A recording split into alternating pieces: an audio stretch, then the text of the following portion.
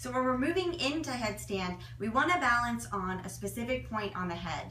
So this is very specific, but you might be able to feel a dime-sized raised area on the head where we're going to balance. So if you take your hand and where the middle finger is, at the fold of the middle finger in the palm, that line right there, bring that line to meet the hairline in the middle of the crown of your head.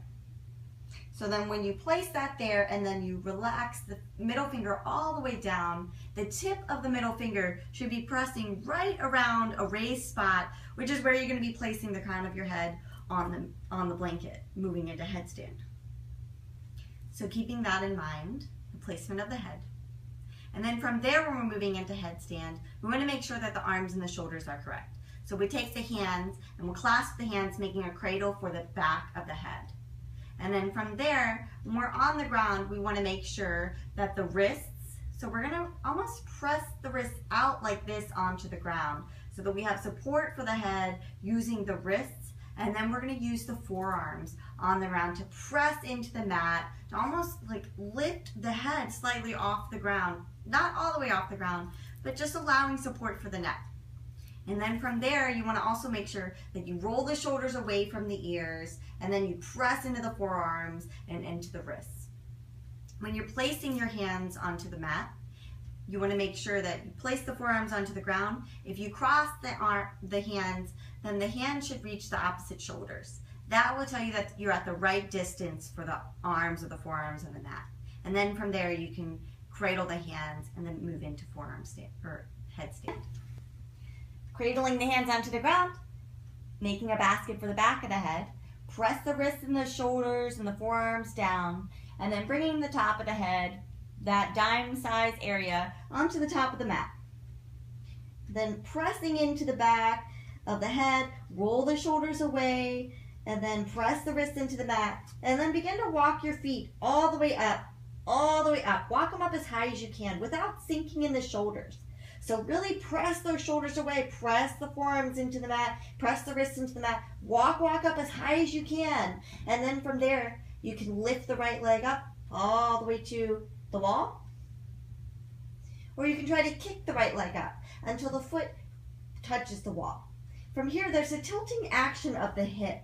So you can try to imagine that you're tilting the tailbone back. So tilt the tailbone back. If you watch my hip, it's tilting back, and then that just lifts the legs up. And then you can tilt it back down. Tilt it all the way up. If that doesn't work for you in the beginning, that's fine. Keep the legs bent, and then try to kick up, and then kick up. Try it 3 to 5 times until you find that area where you can kick both of the legs up using the wall for support. Make sure the back of the neck isn't crunched. Make sure the shoulders are really pressing away from the ears. And squeeze the core, lift the navel in and up, press the wrist firmly into the mat, and here you are in modified headstand. When you're ready, you can kick the legs back down, coming down slowly into child's pose, resting the forehead onto the mat, and the arms can rest overhead or by the side. Taking a couple breaths here, and then when you're ready, slowly coming back up.